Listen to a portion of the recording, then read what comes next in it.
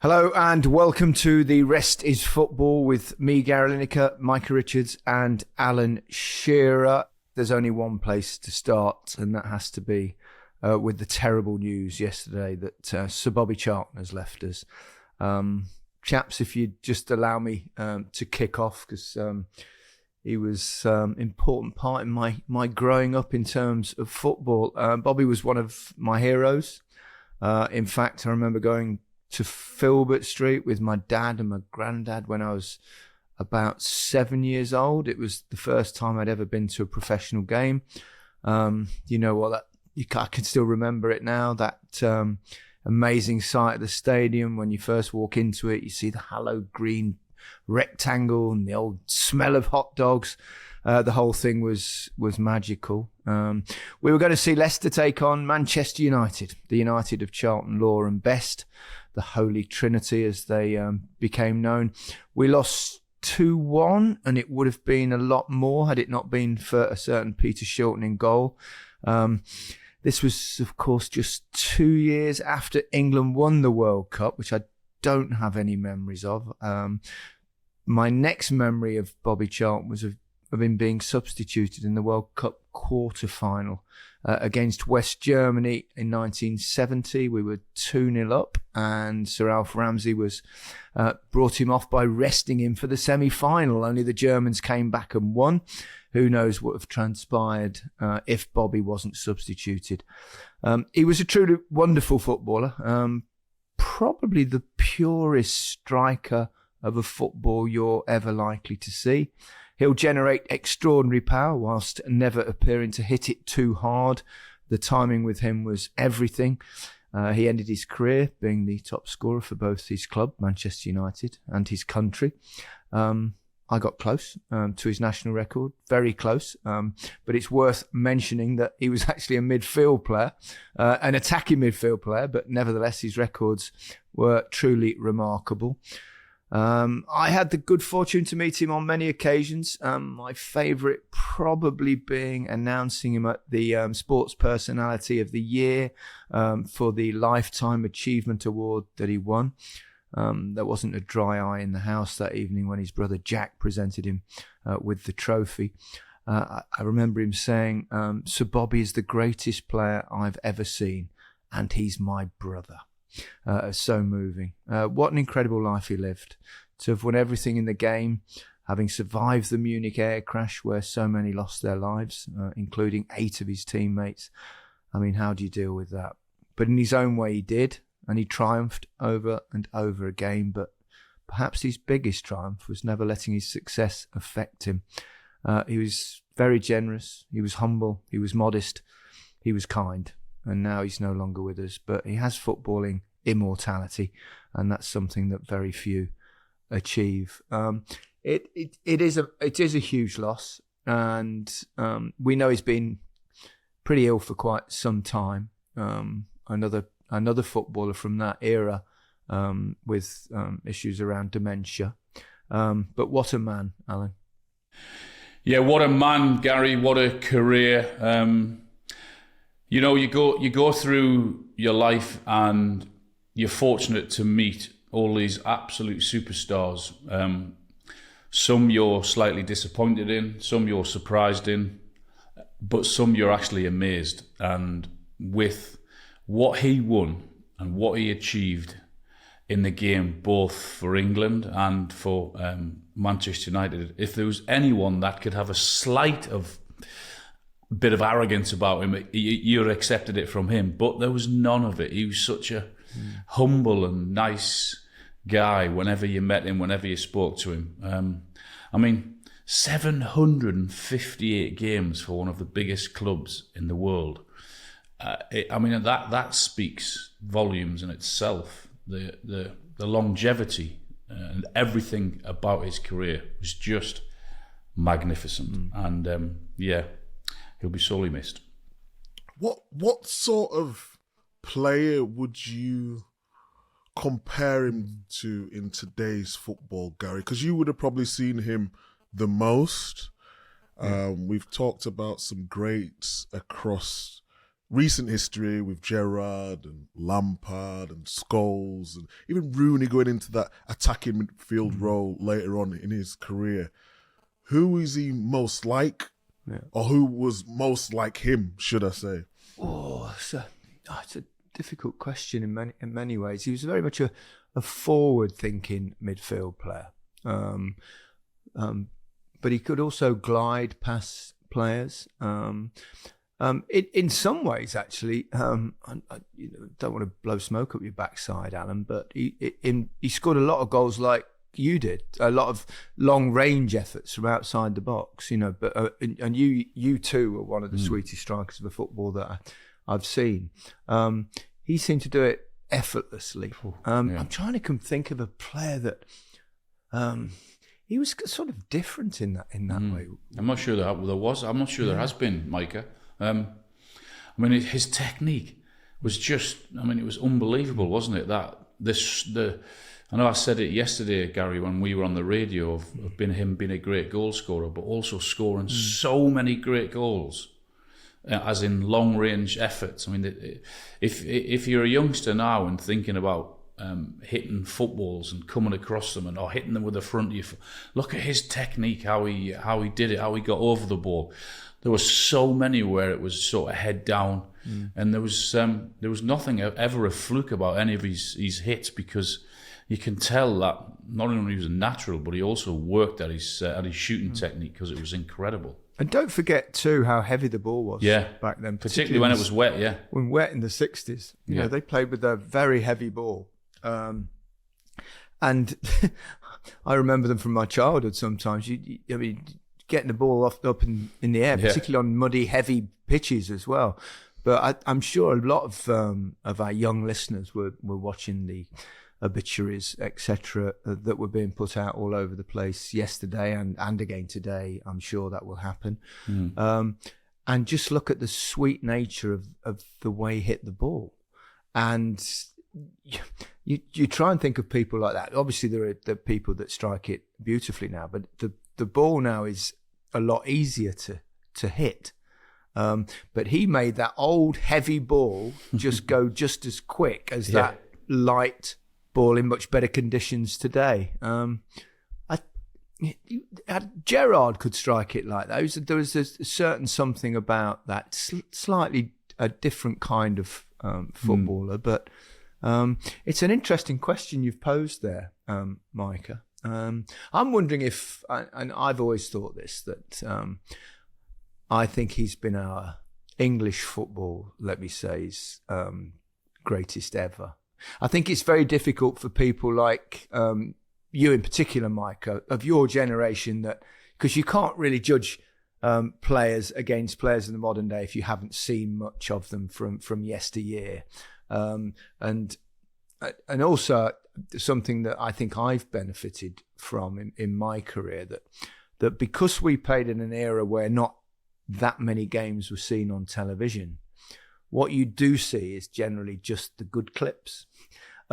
So people don't realise how many bad games I played. But I don't think that was the case with Sir Bobby. I can't imagine him playing too many bad games. But you know, he also turned up, of course, in the big tournaments, the World Cup. He scored 2 goals, obviously, in the European Cup final. That was the first time an English club had won that particular trophy.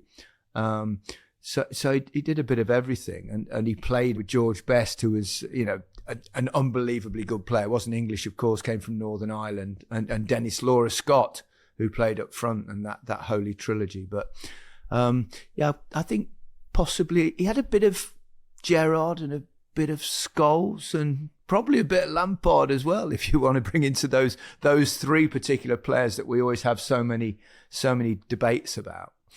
We talk about, you know, winning things. I mean, European Cup, league titles, FA Cup, and the biggest one of them all, the biggest one, the World Cup. I mean, goodness me, to achieve that is just absolutely staggering. Just unbelievable. Yeah. Don't you just think it's great though when the football community comes together, when a legend of the game has sadly passed away, and the tributes all last night, even after we was working, and all the people, not just connected with Man United, but connected with football.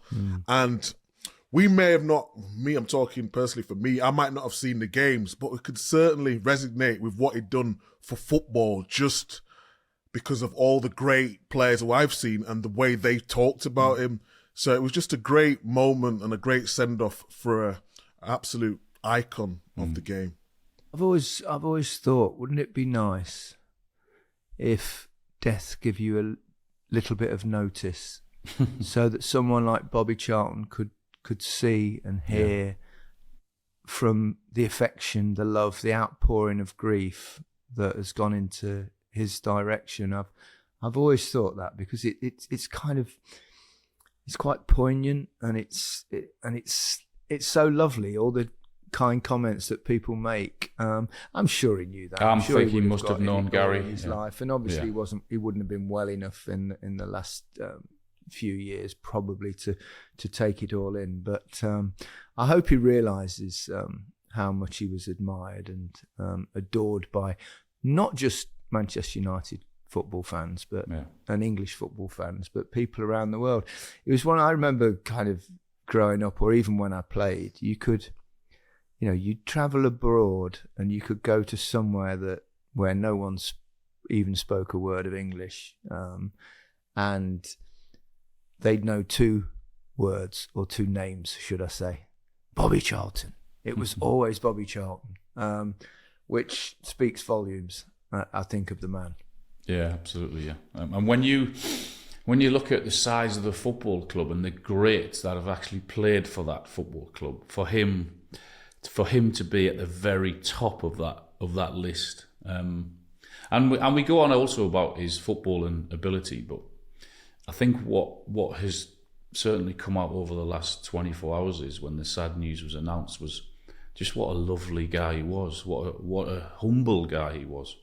And I think that's as important as his footballing career. Who do you think you could put in the argument in terms of the greatest English player alongside Sir Bobby? Because I think he certainly comes out on top for me. From your life, Micah, obviously you didn't see him enough, but who else would you put up there? Rooney, obviously. For England, I would Kane, possibly say Rooney. I know we've talked many times about the amount of the lack of quality maybe in the qualifiers, so Kane's going to score more goals.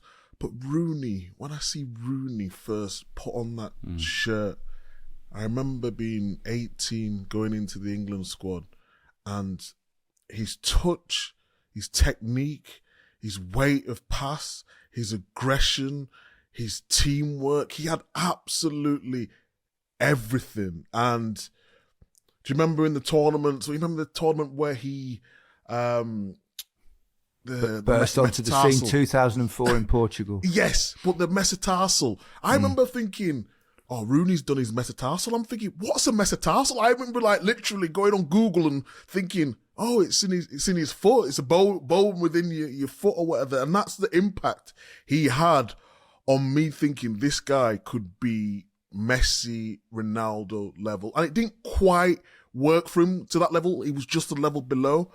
But for England, when I had Rooney on my team, I just believed anything could happen. So I would say Wayne Rooney. Yeah, well, of course, Wayne Rooney broke both of Sir Bobby Charlton's record with Manchester United, goal-scoring records, I should say, and with England.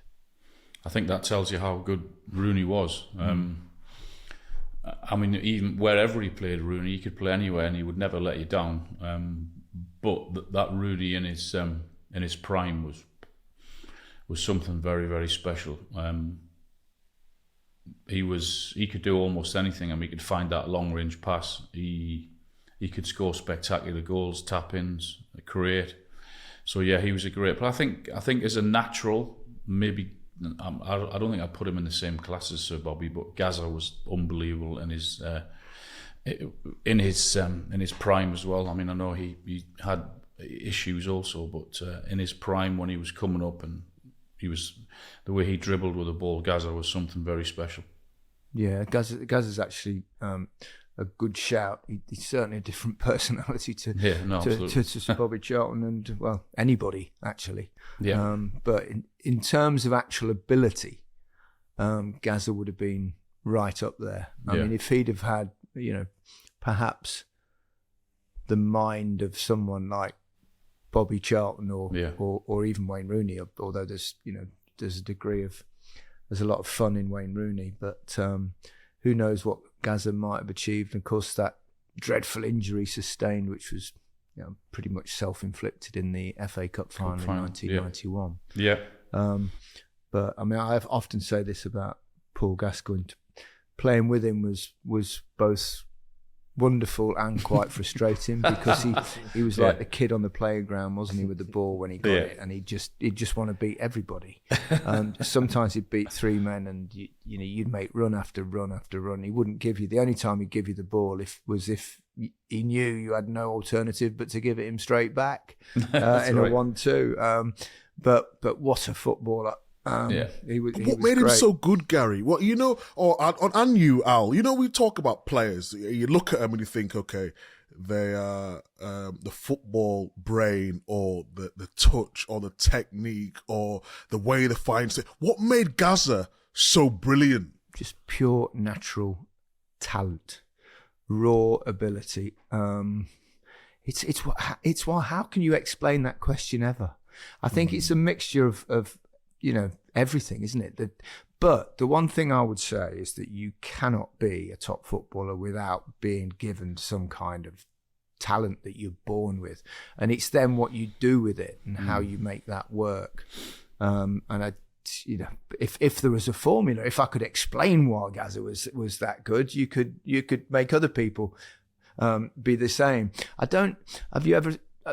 People talk about their 10,000 hours, don't you, of practice, of training, of drilling yourself into whatever it is, and you can be an expert at that particular thing. But in terms of sport, I just don't buy that.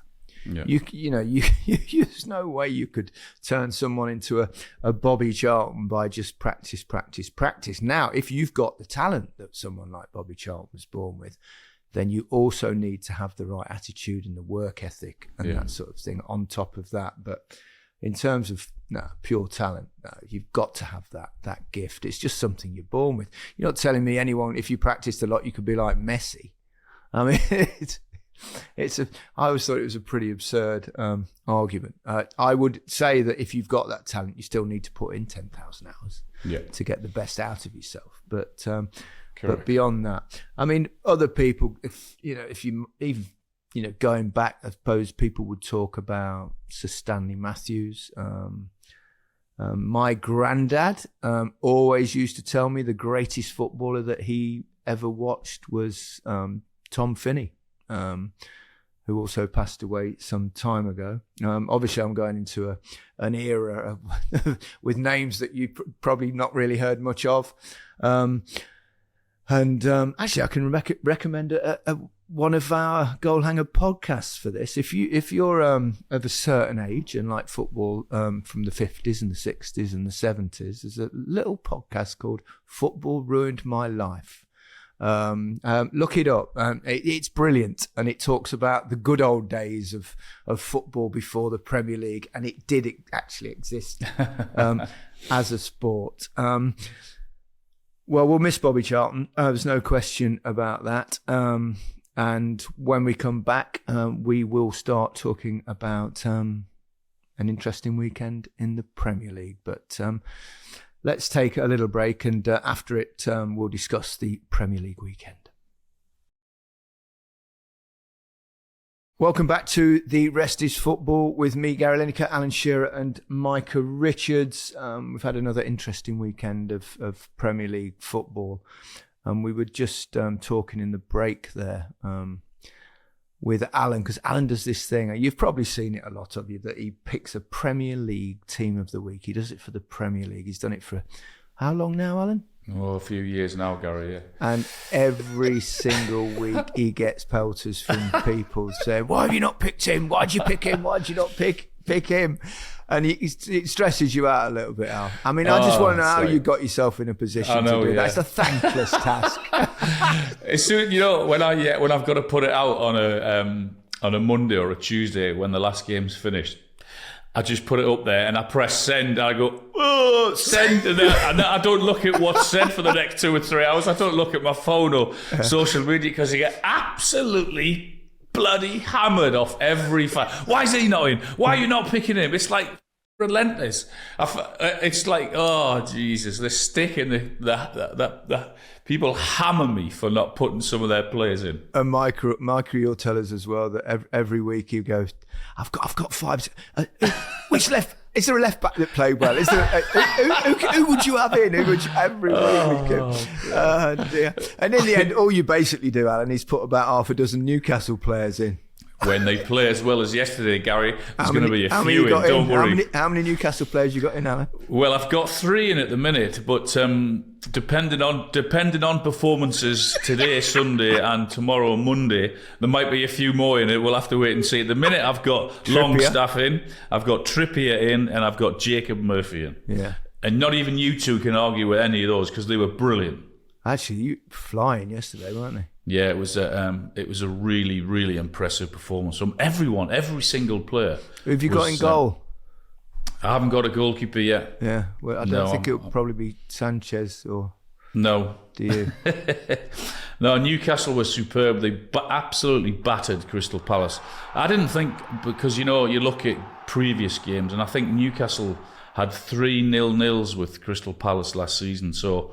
I was expecting something similar. I thought, we're going to be a tight, scrappy game. Be happy with a 1-0 here, and then look forward to Wednesday in the Champions League. But from start to finish, Newcastle was sensational, particularly down their right-hand side with Trippier, Murphy and Longstaff. They absolutely battered Crystal Palace, and their left-back, Tyrrell Mitchell, he didn't know what day it was. Can we just talk about Trippier for a while? Because... he come through the academy with me, and I know I've mentioned it a couple of times on Match of the Day before. We've not actually spoken about him, I think, on this before. So he come through the academy and he was 2 years younger than me. There was me, Zabaleta and Trippier fighting it out.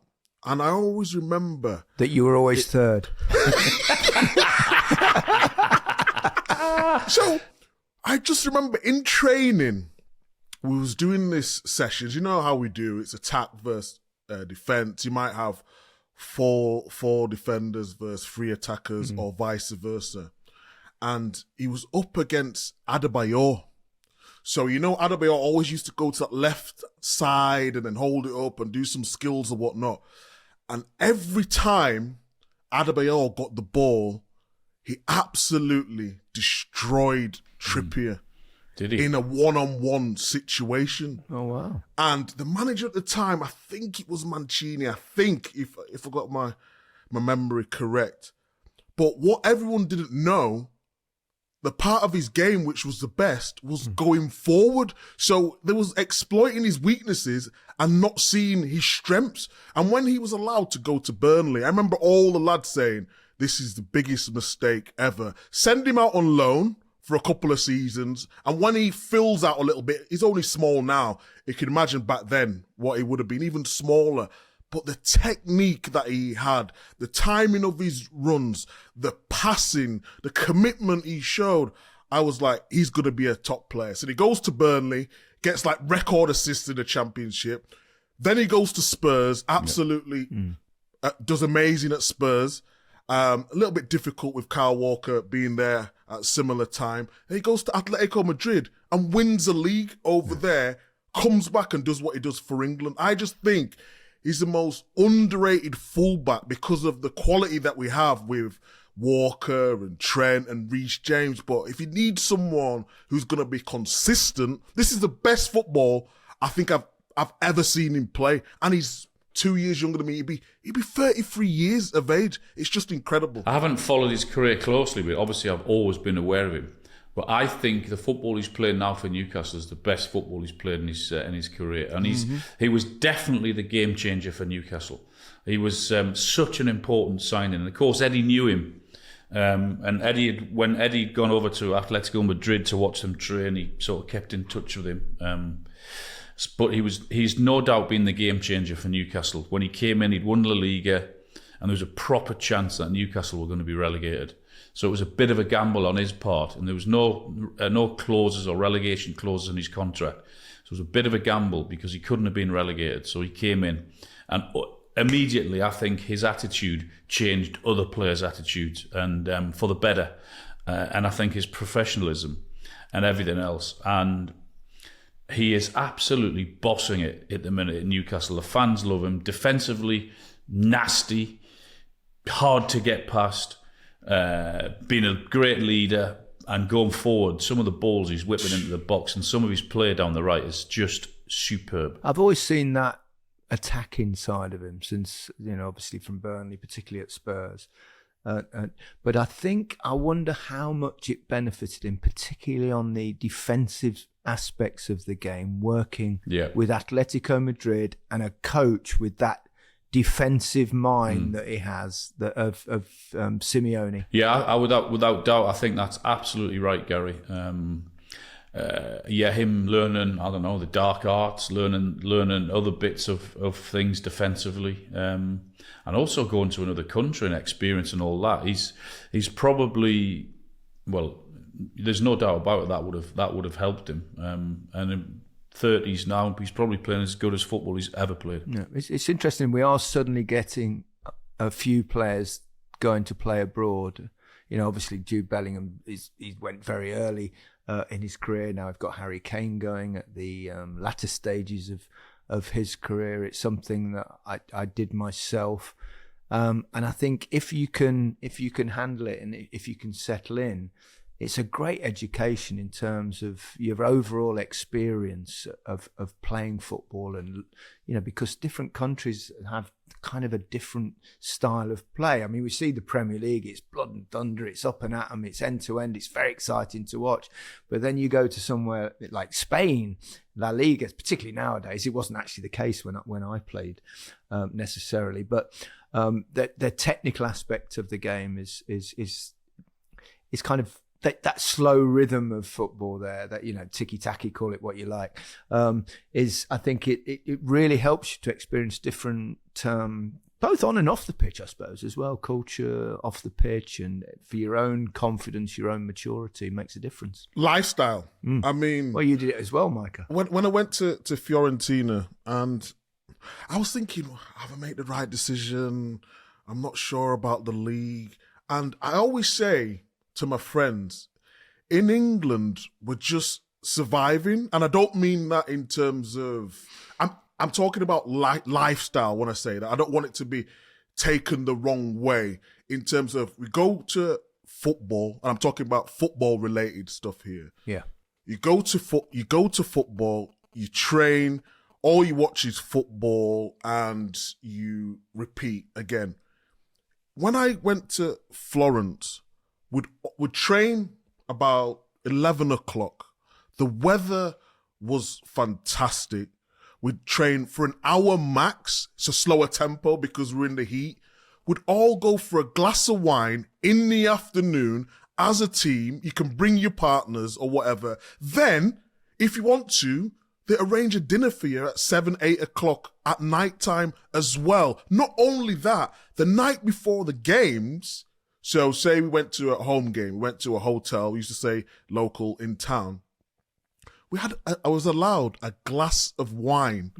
Same, Micah. It's same as, and I'm just thinking to me, this lifestyle is completely different to what we're used to, and it opened up my eyes now. And everyone always asks me, why are you always so happy? It's because now I know how to enjoy life to the max. It's a simple thing. I think you've always done that, Micah. Micah, how many times did you abuse it and have a bottle of wine instead of a glass? No. I'm not gonna lie. I'm not gonna lie to you, Alan. We don't tell lies on this. If I was on the bench, if I knew I was on the bench, I was having a bottle of wine to myself. It's funny, we had the same thing. I remember moving to Barcelona in the mid-'80s, and I moved there with Mark Hughes. He went at the same time from Manchester United, and we started playing games. Not only the night before, but they always, which wasn't the thing in England back then, that even for home games that you'd stay in a hotel the night before, and they used to call it concentración, like concentration, which I just thought was a bit shady. But so it was exactly like Micah said. There'd be a squad of 16. There'd be 4 tables of 4, and on each table there'd be a bottle of wine. And this is not just the night before the game. This is also with the lunch before the game. For pre-match as well? Yes, honestly, I know it's difficult. I remember we went down at Mark Hughes the first game or so, and we sat at the table, and we were going, there's wine on the table, it's a bit weird. And then they get on they did it, same routine every match. There was a salad brought onto the table. One of the players on the table would mix that salad with olive oil and vinegar and a bit of salt. They'd all make it, be a different person's job each thing, and then you get your pre-match meal, and they'd pour a glass of wine each, and then you'd finish off the bottle between the 4 of you. And Sparky and myself, Sparky was Mark Hughes' nickname. He used to be, I think, apprentice electrician when he was about 60, and we just thought, imagine this at home. Everyone would be steaming. Get us another bottle in. Half of our Newcastle players were turned out. Oh, but of course the reasoning for it, this is, I mean, I was surprised that they were still doing it at Fiorentina when you were there, Mike. I don't know whether it's still a thing now. I can't imagine it is. But yeah, you used to have I don't know, what is it, about 6 glasses of wine in a bottle on it. So you'd have a glass and a half each. And then you'd go up, you'd have your 2 or 3 hours siesta. And then, because you didn't play at 3 o'clock there, the earliest in those days that you would play would be 5 o'clock. On a Sunday, or later if it was on a Saturday night. So yeah, we just couldn't believe it. It was such different things. Can you imagine? I would imagine half of our Newcastle team having a glass of wine with a pre-match meal. There's no way they're staying at 1 glass of wine. Honestly, half the time they'd been pissed plate going out. Have you ever played with someone that you think has been pissed? Gaza half the time, wasn't he? Well, Gaza, yes, there were 1 or 2 occasions. I think he plays up to it a bit, kind of plays to that tag a little bit. But I didn't see it very often. But there were a couple of occasions where I think there was a famous one when he played for, it was Lazio he played for, wasn't it, in Rome, where didn't he have a cup of vodka on the side or something crazy? There was one time, so you get there's 20 man that travel squad, isn't there? And then there's sort of 2 left out. In a modern day, that's how they do it. And 18 would be in the squad, 2 left out. So I remember I was in the squad, just got back in the squad with Pellegrini. And you pretty much know if you're going to be left out. You're sort of traveling if anyone gets injured. So I remember traveling somewhere. Can't remember where we was traveling to. And I know I'm not playing, just come back from injury. I'm just getting back into it. So we get to the hotel. And you remember in the hotel, normally they take out all your alcohol out of the fridge. Yeah. Yes, they absolutely. Yeah. Did you remember that? They take it out because they know what we're going to get up to. Because I was probably a late shout into the squad, I've got all the alcohol in my fridge. So I'm thinking, okay, I've just come back from injury. I'm not going to be playing. I'll have one. One turns to 2, 2 turns to 3. Before you know it, I'm 10 drinks down. Mikey, you might need help. I get a call in the morning. You're playing. Someone's injured. Oh dear. I've never been so nervous within my life show. I can't remember. Was it something like someone's pulled out? I can't remember who it was. Pablo's done you over again. He's done me over.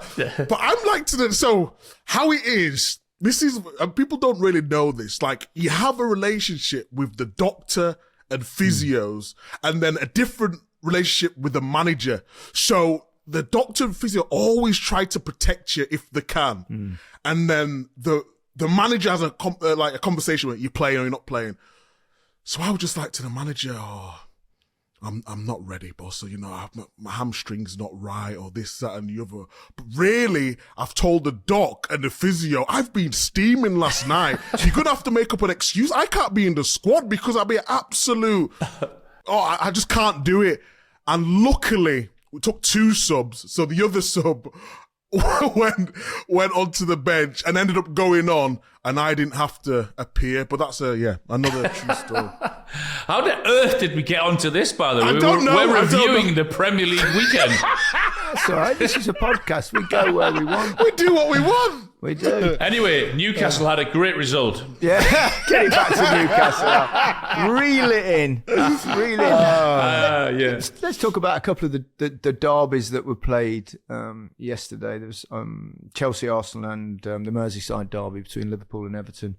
Of course, that was the early kickoff, and Mo Salah, he's firing. I was going to say he's firing a game, but I mean, every player has little dips, but he doesn't have many, does he? He's just a consistent performer. He didn't play that well, did he? I mean, it seems stupid, but his touch was off, wasn't working for him running with the ball. But that doesn't matter, does it? You get 2 goals. Thank you very much. Away you go. Let me ask you a question, Alan. I think I know the answer. Would you prefer to play really shit and score, or the opposite, play brilliantly and not score? Give me playing shit every week and let me score goals. I wouldn't care how I played. I'd love to have played well every game, but obviously you don't. But I'll take shit every day over the week, so long as I score. Same with you, isn't it? Oh God, yeah. I mean, I'd say the same thing, that if it's lovely to play well and all that, but this this nonsense about assists are as satisfying as scoring. No, exactly. Not for a striker, because you live on your ratio, you live on your goals, and that's it. Is Mo Salah the best player at the moment in the Premier League? Very good question. Haaland? I don't know. I think he's the most consistent over the last, in terms of scoring goals. Well, it's years and years now, isn't it? That's what I mean. Yeah. So, even if he doesn't play well, he gets a lot of assists as well. He does. He's always in that area, isn't he? I'm a big fan. I won't say I'm biased, but because I played with him and seen his development, I always say Mo Salah. But here's a question for you: who would you rather have, Mo Salah or Eden Hazard? Well, Mo Salah now, because he's retired. No, I mean, I don't think there's much in it. They're different kind of players as well. I think Hazard's more like a 10, isn't he? I think. I mean, that's his best position. He was brilliant on the half turn, and when we talked to Thierry Henry on the podcast recently, we were talking about Messi. He wasn't saying he was as good as Messi, obviously not, but he was talking about the fact that he was a player that was always prepared to get the ball and try and beat someone. Yeah. And I suppose Mo Salah does that. I think Hazard's are better at doing that, at dribbling as a 10, but Salah plays kind of high on the right, and obviously Hazard has played in that position as well at times, but I think they're different sort of players. Mo Salah will always score more goals than Hazard. So it's a bit of an argument, isn't it, about player over goal scorer. I wonder if Mo Salah looks at Micah Richards now and thinks, when I played with him, what a p*** that he was. I'm sure Micah most of the time was a model professional. Of course I was. Of course he was. A model professional. Yeah. So what do you think the answer to that question is then? I think Hazard's a better dribbler, like you said. I think Hazard is a better all-round player. But I think Salah is just more devastating. He's a goal scorer. Salah's a goal scorer. But we have to give a little bit of credit to Everton before we move on, because I thought Branthwaite and Tarkowski at the back were sensational. I know people look at the result and say Liverpool 2-0, but it wasn't really the story of the game. Well, the story of the game was the tale of lots of yellow cards and one player getting sent off and another not for very same offences. Yeah, Konate was very, very fortunate. And any other day, I think another referee gives him another yellow card and he's off. I mean, Ashley Young was correctly given 2 yellow cards. It was a stupid challenge when you're on the yellow. But if the referee's doing that, then he has to give Konate a second yellow card. He clearly wipes him out. He was under huge pressure, the referee, at Anfield. Derby game, big decision, and he got it wrong for me. Agreed. But I like the way Everton are shaping up as well. Like Alan's mentioned the cards, the referee got it wrong on this occasion, but McNeil's back into some sort of form. I like what Garner's doing in midfield with Onana and Decore just in front of them. Calvert-Lewin's back fit as well. So they're building something. Harrison as well on that right-hand side. And if they defend like that, we was always worried about Everton, weren't we? But I think now we're starting to see the signs of what they could do this season. A bit of encouragement for Everton fans who have suffered a bit the last few seasons. Not to get carried away, obviously, but certainly better. Liverpool title contenders, aren't they?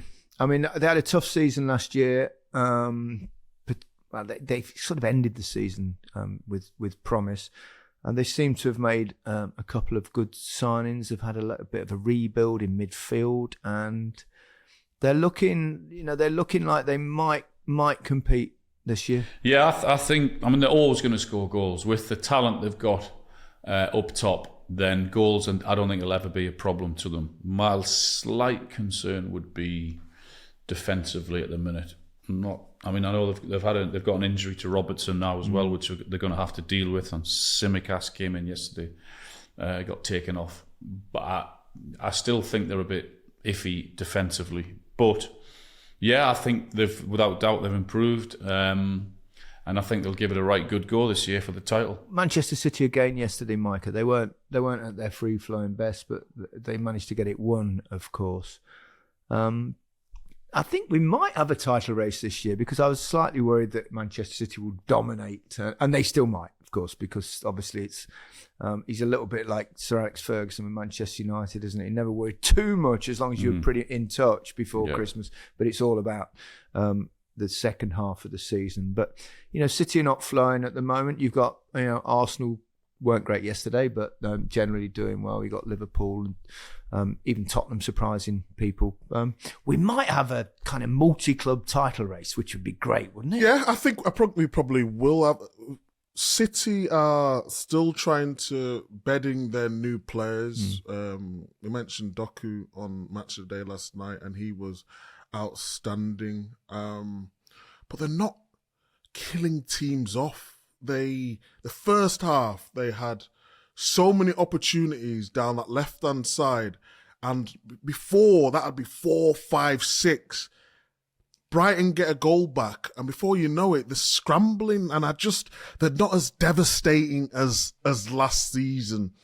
I still believe they will win it because the quality they've got to come back in the side with the likes of De Bruyne, Rodri now back from suspension. John Stones was outstanding again. He's amazing, isn't he? He's just so good, isn't he? So I still believe they will win it, but I think it will be a little bit tight again. I think you've also got to remember this is the period of international breaks. So you get one every month, and that is a distraction. Look at Arsenal yesterday as well, Gary. But Arsenal were really off it. I mean, they did well to kind of grind out of a point. They got a bit lucky, to be perfectly honest, didn't they, with the mistake from the goalkeeper. Well, they were terrible.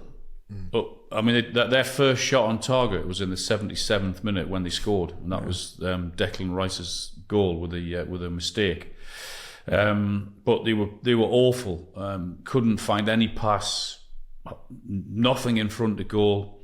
So in the end, when you're 2-0 down with 12 or 13 minutes to go, and you'd snap the hands off for a point. So in the end, it was a really good result for them. Are Chelsea back or getting back or in the right direction at least under Pochettino? I know they gave away a couple of goals yesterday, but they actually, for the first until that first goal that Rice scored from the mistake, they actually played really well, didn't they? Marvellous. I think Chelsea have been back from the start of the season. I really believe that in terms of what he wants to do. Sort of putting his ethos across the way he wants certain players to play. Don't forget they've lost, key members like Reece James. He's their best player. He's been injured. Lavia, Caicedo, they've had players out. Everyone's getting back to fitness now. Gusto, again, was really good until the end of the game.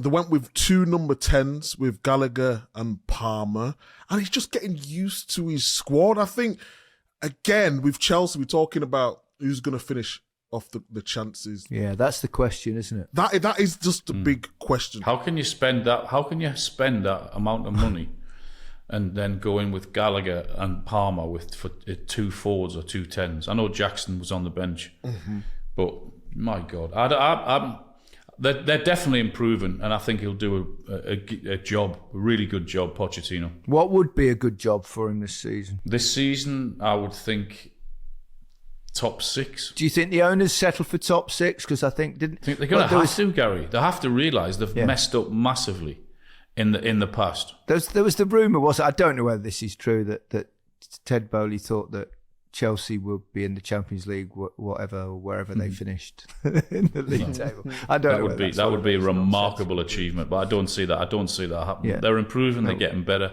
and I think if he's given the time and the patience is given, then he'll do a good job, Pochettino. This podcast we're recording on Sunday morning, and it'll be put out on Monday morning, and Tottenham fans will be looking forward to the game against Fulham, and if they win that game, Spurs go 2 points clear. Big gap at the top.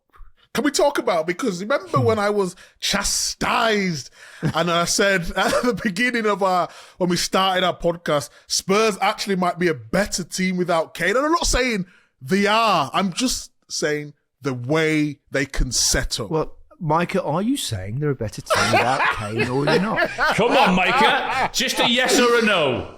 We're just looking for a yes or a no. Are they a better team without Kane? Time will tell. We're just looking for a yes or a no, Micah. Are they a better team without Kane? Time will tell, Alan. We're just looking for an answer, Micah. It's like a political interview here. Fucking hell. You say it's simple, yes or a no. Get me on the rest is politics.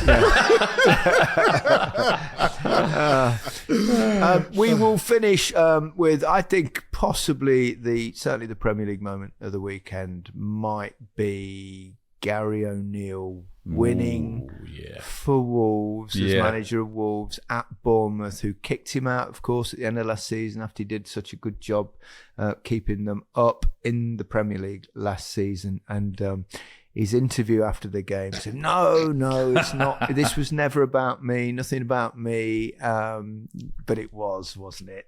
I mean, of course it was. I mean, it's not. Ultimately, it's about 3 points for your team, but we know that inwardly he'd have been going, yeah, fuck you. Absolutely. That's exactly what you would have been saying. Or the leading up to the game this week, he would have been hoping and praying to come away from Bournemouth with 3 points. 3 massive points. He would have loved to have stood there with his finger like that, or his fingers like that, up to the director's box. I can now tell you that Alan first put one middle finger up and then put the old traditional V sign up to the director's box. He will never admit it, but secretly inside, he would absolutely be thinking, you. That's exactly what he'd been thinking, because they're sat in 12th position on 11 points, looking down at Bournemouth, the team that sacked him. And we all thought it was a stupid, harsh decision. And if Bournemouth don't get a result soon, I think Bournemouth play Burnley next weekend at home. They do. If they don't get a result, then I don't want to say it, because I hate saying that, but you'd fear, wouldn't you, if they don't get a result against Burnley? Are they going to go down? Yes or no, Alan? Who, Bournemouth? Who, Bournemouth? You said I would fear for them. Are they going to, if they lose? Al's not a man to sit on the fence like you, Micah. Yes, they will go down, Micah. See, okay. bit like the team also that you predicted to finish in the top half. Burnley. What's going on with them? Before we go on to Burnley,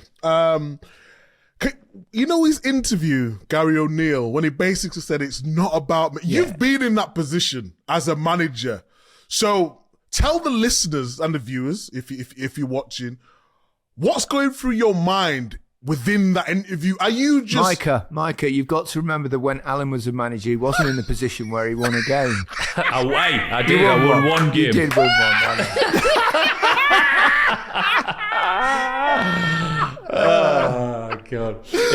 That's exactly what he'll be thinking, Micah. Gary O'Neill. He would have loved to have said, absolutely, yeah. What a huge result that was for me and for Wolves. But he couldn't say it. If I was manager, I would have just said yes. Thank God for that. That's what you do when you sack me. Let's see where we are at the end of the season. I'm too honest to be a manager. And they're looking decent, aren't they, Wolves? They're playing some good football. There was a move in the second half. Yeah. Where it was unbelievable football that I think Neto just flicked it over the bar. If that had gone in, that would have been a real contender for goal of the season. So that's our moment of the week. That's it for this episode. Goodbye from me. Goodbye from me. Goodbye from me. Have a good week.